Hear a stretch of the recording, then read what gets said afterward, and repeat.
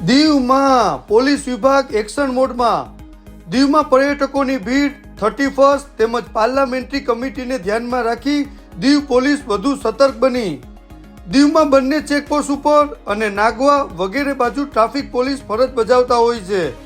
દીવમાં હાલ પર્યટકોની ભીડ હોય, 31 નજીક હોય, પાર્લામેન્ટરી કમિટી તેમજ વીવીઆઈપી વિઝિટ હોવાથી દીવ એસએચઓ પીએસઆઈ બ્રેન્ડન સાહેબના માર્ગદર્શન અને નેતૃત્વમાં પોલીસ કર્મીઓ રસ્તાઓ ઉપર હેલ્મેટ, નંબર પ્લેટ વગરની ગાડીને ડિટેન કરે છે.